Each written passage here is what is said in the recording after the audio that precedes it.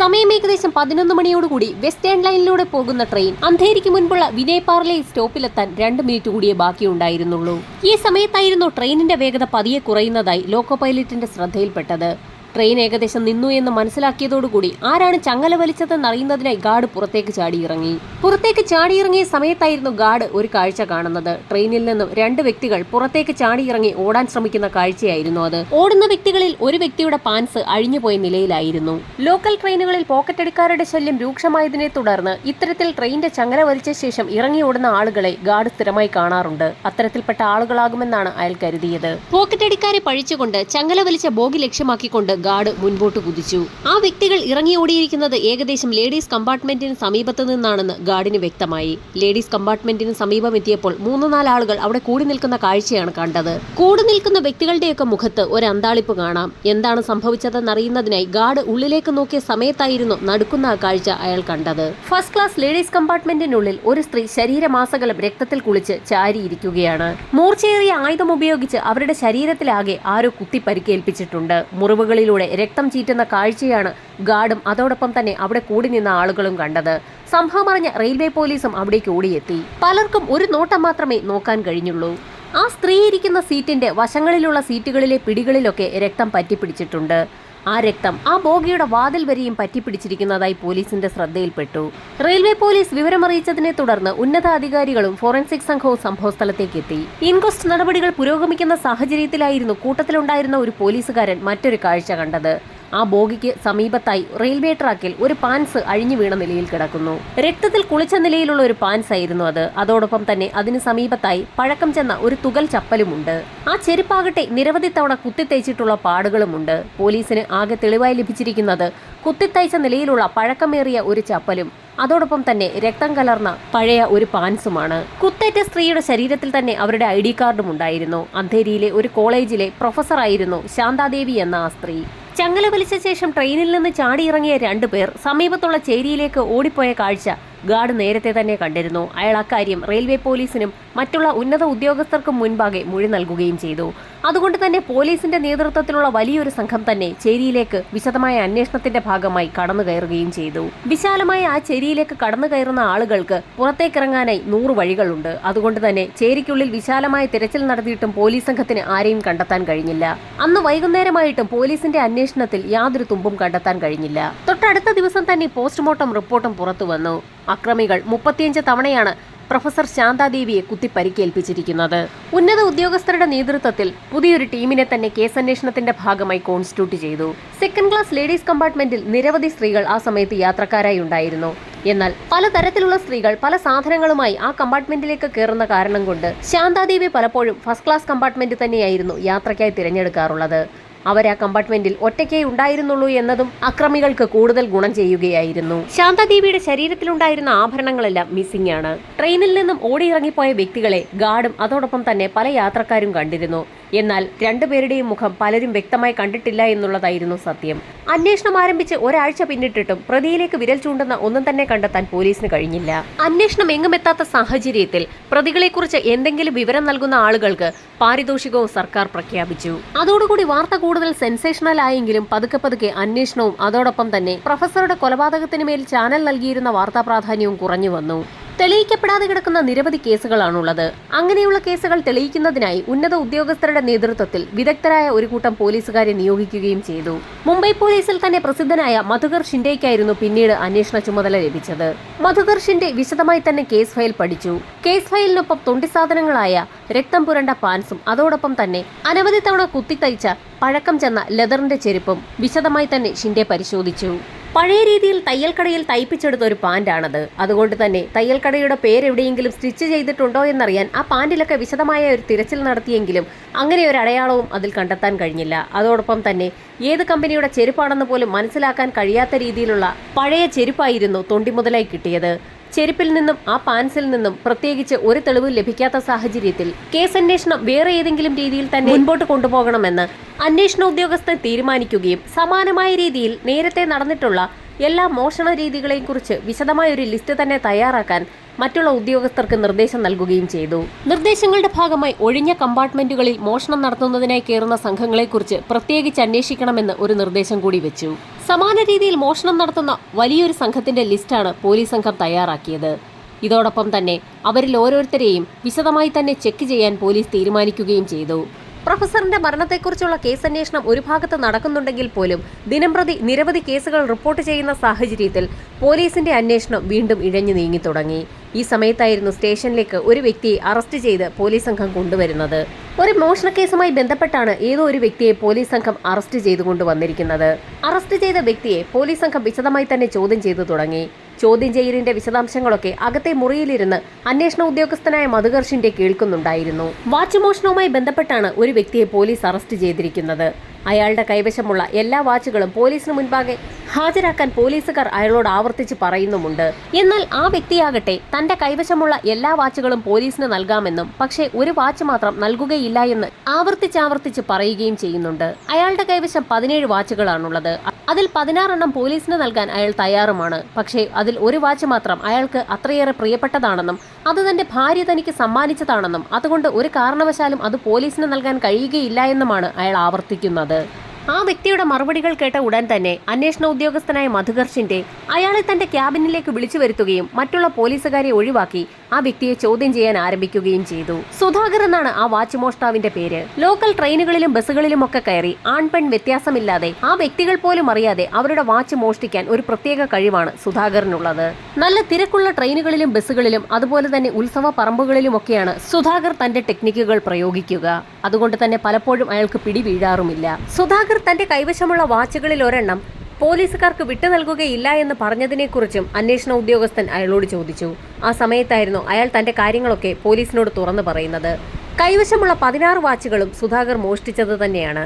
എന്നാൽ കൂട്ടത്തിലുണ്ടായിരുന്ന 17ാമത്തെ വാച്ച് അയാളുടെ ഭാര്യ ജോലി ചെയ്ത് സമ്പാദിച്ചു കൊടുത്തതാണ്. വലിയ അല്ലലൊന്നുമില്ലാതെ കഴിഞ്ഞുകൂടുന്നതിനിടയിലായിരുന്നു സുധാകറിന്റെ ഭാര്യയ്ക്ക് ഒരു ആക്സിഡന്റ് സംഭവിക്കുന്നതും അവർക്ക് ജോലിക്ക് പോകാൻ കഴിയാതെ വരുന്നതും. അതോടുകൂടി ഭാര്യയെ ചികിത്സിക്കുന്നതിനും മറ്റാവശ്യങ്ങൾക്കുമായി സുധാകറിനും ജോലിക്ക് പോകാൻ കഴിയാതെയായി. അങ്ങനെയാണ് ആ കുടുംബം തീർത്തും പട്ടിണിയിലേക്ക് മാറുന്നത്. അങ്ങനെയാണ് താൻ വാച്ച് മോഷണത്തിലേക്ക് ഇറങ്ങിയതെന്നുകൂടി സുധാകർ എന്ന വാച്ച് മോഷ്ടാവ് അന്വേഷണ ഉദ്യോഗസ്ഥനായ മധുകർ ഷിൻഡെയോട് പറഞ്ഞു. എന്നിരുന്നാലും തെറ്റ് ചെയ്ത സാഹചര്യത്തിൽ സുധാകറിന് 6 മാസത്തെ ശിക്ഷ ലഭിക്കുമെന്നും ശിക്ഷ കഴിഞ്ഞ് പുറത്തിറങ്ങുന്ന സാഹചര്യത്തിൽ അയാളുടെ പ്രിയപ്പെട്ട വാച്ച് തിരികെ നൽകാമെന്നും അന്വേഷണ ഉദ്യോഗസ്ഥനായ മധുകർ ഷിൻഡെ അയാൾക്ക് വാക്കുകൊടുത്തു. അതിനുശേഷം സുധാകറിനെ റിമാൻഡ് ചെയ്യുന്നതിനുള്ള നടപടിക്രമങ്ങൾ ആരംഭിക്കുകയും ചെയ്തു. മോഷണ മുതലുകളായ വാച്ചുകൾ കോടതിയിൽ ഹാജരാക്കപ്പെട്ട സാഹചര്യത്തിൽ സുധാകറിന് കോടതി 6 മാസത്തെ തടവ് ശിക്ഷ വിധിക്കുകയും ചെയ്തു. എന്നാൽ തൊണ്ടിമുതലുകളുടെ കൂട്ടത്തിൽ സുധാകറിന് ഏറ്റവും പ്രിയപ്പെട്ട അയാളുടെ ഭാര്യ നൽകിയ വാച്ച് ഒരു പ്രത്യേകം കവറിലേക്ക് മാറ്റി അത് അന്വേഷണ ഉദ്യോഗസ്ഥനായ മധുകർ ഷിൻഡെയുടെ ഓഫീസിൽ സൂക്ഷിക്കുകയും ചെയ്തു. കാലങ്ങൾ അതിവേഗം കടന്നുപോയതോടുകൂടി 6 മാസത്തെ ശിക്ഷ പൂർത്തിയാക്കി സുധാകർ ജയിലിൽ നിന്ന് പുറത്തിറങ്ങി.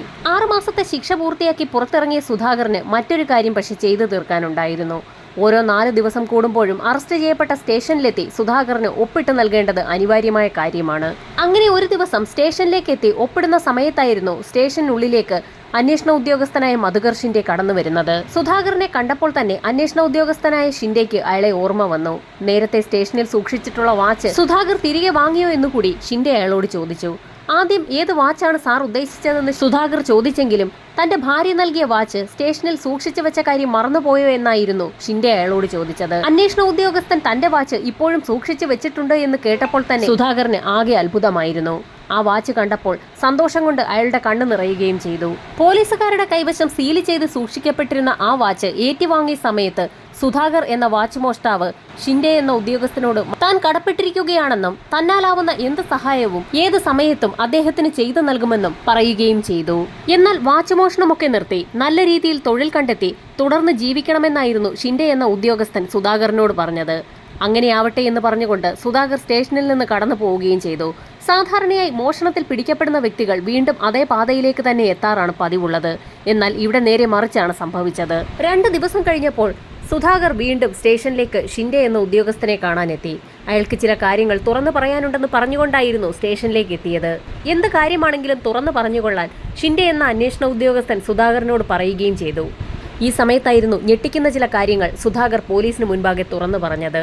ഏതാനും നാളുകൾക്ക് മുൻപ് വിലേപ്പാർലെ സ്റ്റേഷന് സമീപം ട്രെയിനിന്റെ ചങ്ങല വലിച്ചു നിർത്തി 2 പ്രതികൾ ഇറങ്ങി ഓടുകയും പിന്നീട് ലേഡീസ് കമ്പാർട്ട്മെന്റിൽ നിന്നും ഒരു പ്രൊഫസറെ അതിക്രൂരമായി കൊലപ്പെടുത്തിയ നിലയിൽ കണ്ടെത്തുകയും ചെയ്ത വാർത്ത രാജ്യമെമ്പാടും പ്രചരിച്ചിരുന്നു. അതിനെക്കുറിച്ച് തനിക്ക് ചിലത് പറയാനുണ്ടെന്നായിരുന്നു സുധാകർ പോലീസിന് മുൻപാകെ പറഞ്ഞത്. മധുകർ ഷിൻഡെ എന്ന ഉദ്യോഗസ്ഥൻ കഴിഞ്ഞ 2.5 വർഷക്കാലമായി തലങ്ങും വിലങ്ങും അന്വേഷിച്ചിട്ടും ഒരു തുമ്പും കിട്ടാതിരുന്ന ഒരു കേസാണ് പ്രൊഫസർ ശാന്താദേവിയുടെ അതിക്രൂരമായ കൊലപാതകം. അതിനെക്കുറിച്ച് ചില കാര്യങ്ങൾ അറിയാമെന്നായിരുന്നു വാച്ച് മോഷണ കേസിൽ പിടിക്കപ്പെട്ട് ജയിലിലായ സുധാകർ എന്ന വ്യക്തി ഇപ്പോൾ പറയുന്നത്. ട്രെയിനിൽ പ്രൊഫസറിന്റെ കൊലപാതകം നടന്ന ദിവസം തന്റെ വീട്ടിലേക്ക് പാൻസ് ധരിക്കാത്ത ഒരു വ്യക്തി ഓടിക്കയറി വന്നിരുന്നു എന്നും അയാൾ കൊടുക്കുന്നതിനായി അയാൾ തന്നോട് ഒരു കൈലി ആവശ്യപ്പെട്ടു എന്നും താനത് നൽകുകയും ചെയ്തിരുന്നു എന്നായിരുന്നു സുധാകർ പോലീസിനോട് പറഞ്ഞത്. ആ വ്യക്തി നടന്നുപോയ സമയത്ത് അയാളുടെ ശരീരത്തിലും ഷർട്ടിലുമൊക്കെ രക്തം പറ്റിപ്പിടിച്ചിട്ടുണ്ടായിരുന്നു എന്നും ആ സമയത്ത് തനിക്കൊന്നും തോന്നിയില്ല എന്നും എന്നാൽ ഏതാനും നിമിഷങ്ങൾക്കകം തന്നെ വിലേപ്പാർലേക്ക് സമീപം ട്രെയിനിനുള്ളിൽ ഒരു കൊലപാതകം നടന്നതിനെക്കുറിച്ചും ട്രെയിനിൽ ചങ്ങല വലിച്ച വ്യക്തി പാൻസ് ധരിക്കാതെ അതിൽ നിന്നും ഇറങ്ങിയോടിയ വാർത്തയുമൊക്കെ സുധാകർ വായിച്ചതും ആ വ്യക്തിക്ക് മരണവുമായി ബന്ധമുണ്ടെന്ന് താൻ ഉറച്ചു വിശ്വസിക്കുന്നു എന്നായിരുന്നു സുധാകർ ഷിൻഡെ എന്ന പോലീസ് ഉദ്യോഗസ്ഥന് മുൻപിൽ മൊഴി നൽകിയത്. പ്രൊഫസറിന്റെ കൊലപാതകത്തെക്കുറിച്ച് ഒരു തെളിവ് ലഭിക്കാതെ ഇരിക്കുന്ന സാഹചര്യത്തിലാണ് ഷിൻഡെ എന്ന അന്വേഷണ ഉദ്യോഗസ്ഥന് മുൻപിലേക്ക് സുധാകർ എന്ന വ്യക്തി ഇപ്പോൾ പുതിയൊരു കഥയുമായി എത്തിയിരിക്കുന്നത്. അത് മാത്രവുമല്ല, നടുക്കുന്ന ചില കാര്യങ്ങൾ കൂടിയായിരുന്നു പിന്നീട് സുധാകർ പോലീസിനോട് പറഞ്ഞത്.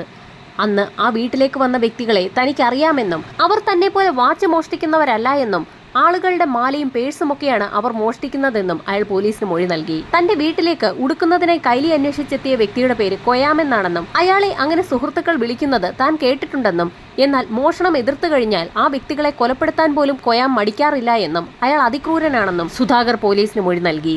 ദിവസങ്ങൾക്ക് മുൻപ് കൊയാമിനെ വീണ്ടും ബസ്സിൽ വെച്ച് കണ്ട സാഹചര്യത്തിലായിരുന്നു തനിക്ക് ആ കാര്യങ്ങൾ ഓർമ്മ വന്നതെന്നും അതുകൊണ്ടാണ് ഇപ്പോൾ പോലീസിൽ മൊഴി നൽകാൻ എത്തിയതെന്നുകൂടി സുധാകർ പോലീസിനോട് പറഞ്ഞു. അതുമാത്രവുമല്ല, കൊയാമിനെ പിടികൂടുന്ന സാഹചര്യത്തിൽ അയാൾ തന്റെ വീട്ടിലെത്തി കൈലി ചോദിച്ച കാര്യമൊന്നും പോലീസുകാർ അയാളോട് ചോദിക്കരുതെന്നും ഏതെങ്കിലും കാരണവശാൽ അയാൾ പുറത്തിറങ്ങുന്ന ഒരു സാഹചര്യമുണ്ടായാൽ തന്നെ വകവരുത്താൻ പോലും കൊയാം മടിക്കില്ല എന്നുകൂടി സുധാകർ പോലീസിനോട് പറഞ്ഞു. സുധാകറാണ് കൊയാമിനെ ഒറ്റിയതെന്നറിഞ്ഞാൽ അയാളെ പോലും വകവരുത്താൻ കൊയാം മടിക്കില്ല എന്നുള്ള കാര്യം പോലീസിന് ബോധ്യമായി. സുധാകറിനെ ഒരു കാരണവശാലും ഒറ്റുകയില്ല എന്ന് പോലീസ് സംഘം പറഞ്ഞതിന് ശേഷം അയാളെ അവിടെ നിന്ന് യാത്രയാക്കി. തുടർന്ന് കൊയാം എന്ന വ്യക്തിയിലേക്ക് അന്വേഷണം കേന്ദ്രീകരിക്കാൻ തന്നെ ഷിൻഡെ എന്ന ഉദ്യോഗസ്ഥൻ പോലീസുകാർക്ക് നിർദ്ദേശവും നൽകി. സംഭവം നടന്ന ദിവസം ട്രെയിനിൽ നിന്നിറങ്ങിയോടിയ കൊയാം ഓടിക്കയറിയ ചേരിയിൽ തന്നെയാണ് അയാളുടെ താമസ സ്ഥലവും. ചേരിയിൽ വിശദമായ തിരച്ചിൽ നടത്തിയപ്പോൾ അയാളെക്കുറിച്ചുള്ള കൂടുതൽ വിവരങ്ങൾ പോലീസിന് ലഭിക്കുകയും ചെയ്തു.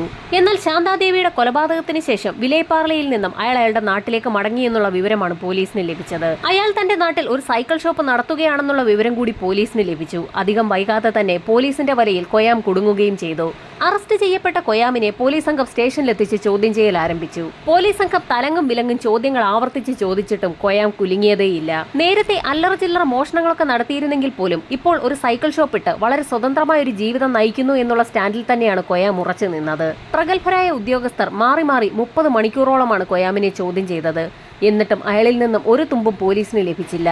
പോലീസിന്റെ മുൻപിൽ ചോദ്യം ചെയ്യലിനുള്ള സമയപരിധി അവസാനിക്കാറായി. ഇനി 10 മണിക്കൂറുകൾ കൂടി മാത്രമേ അവർക്ക് കൊയാമിനെ ചോദ്യം ചെയ്യാൻ ലഭിക്കുകയുള്ളൂ. അതുകൊണ്ട് തന്നെ എത്രയും വേഗം സത്യങ്ങൾ കൊയാമിനെ കൊണ്ട് പറയിക്കണമെന്ന് തന്നെ അന്വേഷണ ഉദ്യോഗസ്ഥനായ ഷിൻഡെ തീരുമാനിച്ചു. കൊയാമിനെ കൊണ്ട് എങ്ങനെ സത്യം പറയിക്കാമെന്ന് തലപുകച്ച് ആലോചിക്കുന്നതിനിടയിലായിരുന്നു ഷിൻഡെയുടെ കണ്ണിൽ ഒരു കാര്യം പെടുന്നത്. കൊയാമിന്റേതെന്ന് കരുതപ്പെടുന്ന 2 തൊണ്ടിമുതലുകളാണ് പോലീസിന്റെ കൈവശമുള്ളത്. ഒന്ന് അയാളുടെ പോലീസ് കസ്റ്റഡിയിലുള്ള രക്തക്കറ പുരണ്ട ഒരു പാൻസും അതോടൊപ്പം തന്നെ പൊട്ടിപ്പോയതിനെ തുടർന്ന് നിരവധി തവണ തുന്നിച്ചേർത്തിട്ടുള്ള ഒരു പഴയ തുകൽ ചെരുപ്പും. അത് തീർത്തും ലോക്കലായിട്ടുള്ള ഒരു ചെരുപ്പാണ്. അതിലേക്ക് കുറെ സമയം നോക്കിയപ്പോഴായിരുന്നു അതിലെ തയ്യലുകളൊക്കെ അന്വേഷണ ഉദ്യോഗസ്ഥൻ ഷിൻഡെയുടെ ശ്രദ്ധയിൽപ്പെടുന്നത്. അത്തരത്തിലുള്ള തയ്യലുകൾ തയ്ച്ചിട്ടുള്ള വ്യക്തിക്ക് ആ ചെരുപ്പ് ഒരുപക്ഷെ തിരിച്ചറിയാൻ സാധിച്ചേക്കും. ഉടൻ തന്നെ ഷിൻഡെയുടെ നേതൃത്വത്തിലുള്ള ഒരു സംഘം പോലീസുകാർ ലോക്കൽ ഏരിയയിലൊക്കെ ഒരു അന്വേഷണം നടത്തുന്നതിനായി പുറപ്പെടുകയും ചെയ്തു. ചെരുപ്പുകുത്തിയെ കണ്ടെത്തുന്നതിനുള്ള ശ്രമത്തിന്റെ ഭാഗമായി ഒരു സംഘം പോലീസുകാർ ചെരുപ്പുകുത്തികൾ കൂടുതലായുള്ള ലോക്കൽ ഏരിയകൾ കേന്ദ്രീകരിച്ച് ഒരു അന്വേഷണം ആരംഭിച്ചു. മേലുദ്യോഗസ്ഥനായ ഷിൻഡെ അങ്ങനെ ഒരു ഉത്തരവിട്ടെങ്കിൽ പോലും ചെരുപ്പുകുത്തിയെ കണ്ടെത്താൻ കഴിയുമെന്നുള്ള യാതൊരു പ്രതീക്ഷയും അന്വേഷണത്തിന് പോയ ഉദ്യോഗസ്ഥർക്കില്ലായിരുന്നു. പക്ഷെ തീർത്തും അതിശയമെന്ന് പറയാം, ഉച്ചയോടടുപ്പിച്ച് തന്നെ ആ ചെരുപ്പുകുത്തിയെ കണ്ടെത്താൻ പോലീസിന് കഴിഞ്ഞു. അയാളെ കൈയോടെ പോലീസ് സ്റ്റേഷനിൽ ഹാജരാക്കുകയും ചെയ്തു. തുക്കാറാം എന്നൊരു വ്യക്തിയായിരുന്നു ആ ചെരുപ്പുകുത്തി. നിരവധി പേരുടെ ചെരുപ്പുകൾ തയ്ക്കുന്നതിനിടയിൽ ഇത്തരത്തിലൊരു ചെരുപ്പ് തയ്ച്ച കാര്യം എന്തുകൊണ്ടാണ് തുക്കാറാം ഓർത്തു വെച്ചിരിക്കുന്നതെന്ന് പോലീസിന് അതിശയം തോന്നി. എന്നാൽ അതിന് ഞെട്ടിക്കുന്ന ഒരു മറുപടിയായിരുന്നു ആ ചെരുപ്പുകുത്തി പറഞ്ഞത്.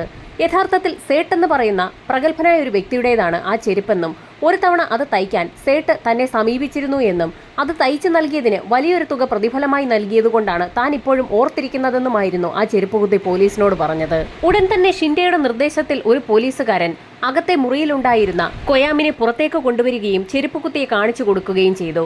ആ സമയത്ത് തന്നെ ചെരുപ്പുകുത്തിക്ക് ആകെ അതിശയമാണ് തോന്നിയത്. ഇത് തന്നെയാണ് സേട്ടെന്നും എന്നാൽ പണക്കാരനായ സേട്ടിനെ എന്തുകൊണ്ടാകാം പോലീസുകാർ പിടിച്ചു വെച്ചിരിക്കുന്നതെന്നുമായിരുന്നു ചെരുപ്പുകുത്തിയുടെ സംശയം. ചെരുപ്പുകുത്തി തന്നെ തിരിച്ചറിഞ്ഞു എന്ന് മനസ്സിലാക്കിയ നിമിഷത്തിൽ കൊയാമിന്റെ മുഖം ആകെ വിളറി വെളുത്തു.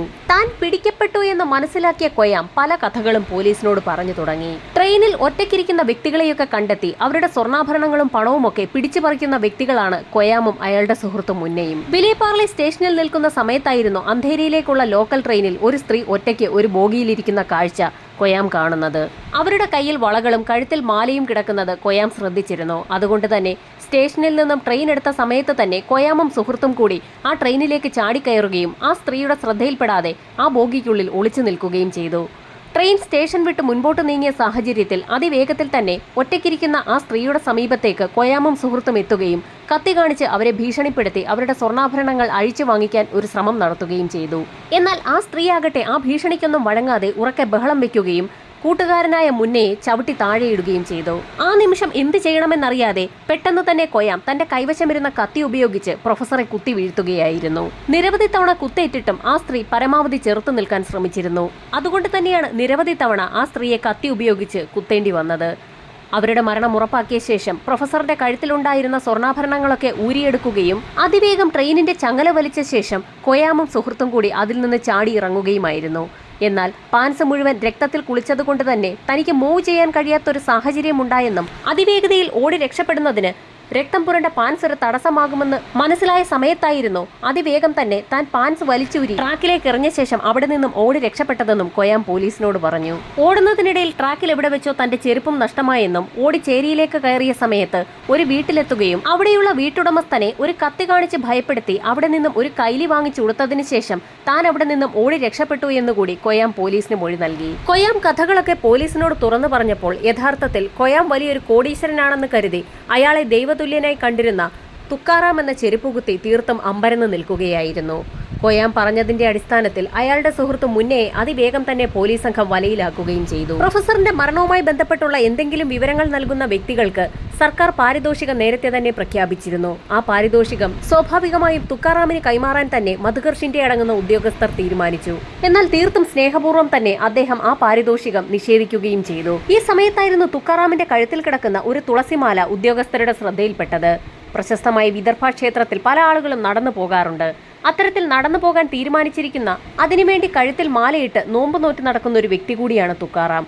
അതുകൊണ്ട് തന്നെ ആ ക്ഷേത്രത്തിലെ തിരക്ക് കാരണം അദ്ദേഹത്തിന് മുൻപന്തിയിൽ നിന്ന് തന്നെ പ്രാർത്ഥിക്കുന്നതിനായി ഒരു VIP ട്രീറ്റ്മെന്റ് തന്നെ നൽകാമെന്ന് അന്വേഷണ ഉദ്യോഗസ്ഥനായ മധുകർ ഷിൻഡെ തുക്കാറാമിനോട് പറഞ്ഞു. എന്നാൽ ഷിൻഡെയെ തീർത്തും ഞെട്ടിക്കുന്ന ഒരു മറുപടിയായിരുന്നു തുക്കാറാം എന്ന ചെരുപ്പുകുത്തി പറഞ്ഞത്. അത്തരത്തിൽ VIP പരിഗണനയോടുകൂടി മുൻപന്തിയിൽ നിന്ന് പ്രാർത്ഥിക്കുമ്പോൾ താൻ ഉദ്ദേശിക്കുന്ന ഫലം ലഭിക്കാൻ സാധ്യതയില്ല എന്നും ഒരു പരിഗണനയുമില്ലാതെ സാധാരണ ആളുകൾക്കൊപ്പം വളരെ കഷ്ടപ്പെട്ട് തന്നെ അവിടെ നടന്നുപോയി പ്രാർത്ഥിച്ചെങ്കിൽ മാത്രമേ താൻ ഉദ്ദേശിക്കുന്ന ഫലപ്രാപ്തി കിട്ടുകയുള്ളൂ എന്നും തുക്കാറാം പോലീസിനോട് പറഞ്ഞു. ഇത്രയും വലിയ മനസ്സുള്ള തുക്കാറാമിനോട് പിന്നീട് എന്ത് പറയണമെന്ന് തന്നെ അന്വേഷണ ഉദ്യോഗസ്ഥർക്ക് അറിവില്ലായിരുന്നു. തുക്കാറാം പറഞ്ഞതനുസരിച്ച് ഒരു ചായ വാങ്ങി നൽകി പോലീസുകാർ വളരെ ആദരവോടുകൂടി തന്നെ അയാളെ അവിടെ നിന്ന് യാത്രയാക്കി. നേരത്തെ സുധാകർ എന്ന വാച്ച് മോഷ്ടാവ് പറഞ്ഞതനുസരിച്ച് തന്നെ കൊയാം എന്ന വ്യക്തിയെ കൊണ്ട് പോലീസിന് കുറ്റം സമ്മതിപ്പിക്കാൻ കഴിയുമായിരുന്നു. സുധാകർ എന്ന വ്യക്തി നേരത്തെ ഒരു മോഷ്ടാവായിരുന്നെങ്കിൽ പോലും അയാളിലെ നന്മ തിരിച്ചറിഞ്ഞ് അയാൾക്ക് കൊടുത്ത വാക്ക് പാലിക്കുന്നതിന് വേണ്ടിയായിരുന്നു മധുകർ എന്ന അന്വേഷണ ഉദ്യോഗസ്ഥൻ കൊയാം എന്ന കുറ്റവാളിക്ക് മുൻപിൽ അയാളെ ഒറ്റുകൊടുക്കാതിരുന്നത്. കോടതിയിൽ വിചാരണ ആരംഭിച്ച സമയത്ത് ഏറ്റവും നല്ല അന്വേഷണ ഉദ്യോഗസ്ഥനുള്ള പ്രത്യേക പ്രശംസ ഉദ്യോഗസ്ഥനായ മധുകർ ഷിൻഡെ നേടുകയും ചെയ്തു.